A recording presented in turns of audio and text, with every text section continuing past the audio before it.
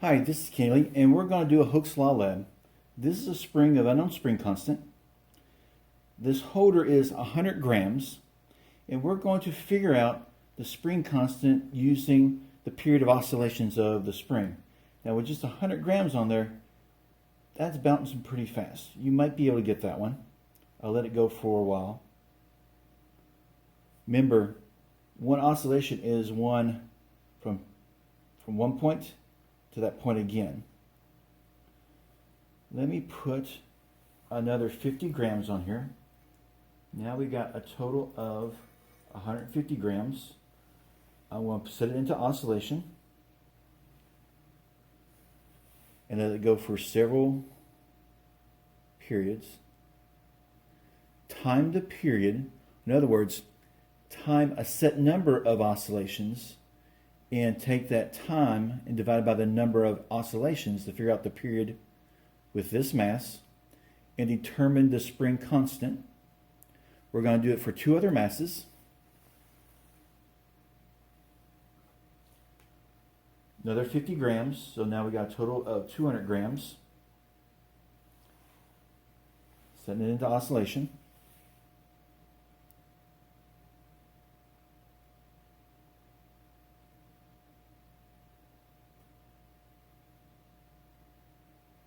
You can see it's starting to kind of swing side to side. I want to do another set.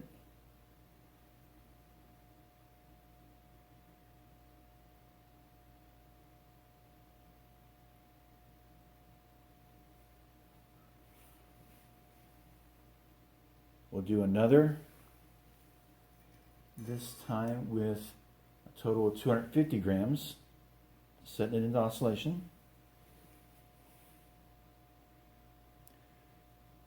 You may want to measure 2 rounds of this to make sure that you got a good period on all these.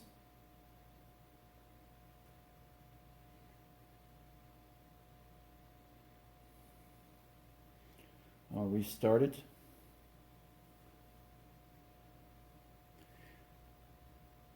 Now that you got your periods for each mass set, figure out the spring constant for each mass set. Average them together to get the estimate of the spring constant of this spring.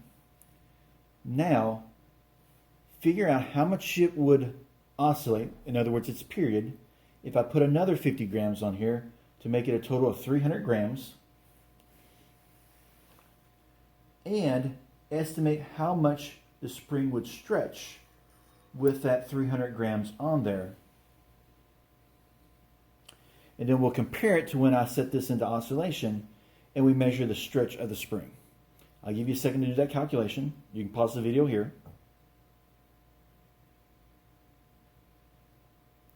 Okay, now we've got a total of 300 grams on there. Set it into oscillation.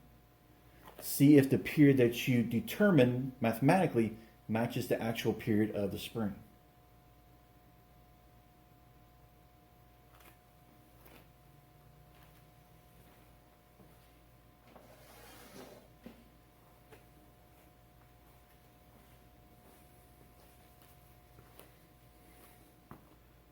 Now let's check on the stretch. So I put this meter stick next to it and raise this all the way up to the spring is no longer stretched. Let's use this wire here to see where that hits at. Use that, or maybe the bottom of this. That looks like it's at 68 centimeters. Now I'll let that 300 grams stretch the spring. And the bottom is now at somewhere around 76.5 centimeters. Does that roughly equal what your predicted stretch is? Thank you. Tune in again for more labs and physics. Like, share, and subscribe, and I will see you in another video. Thank you.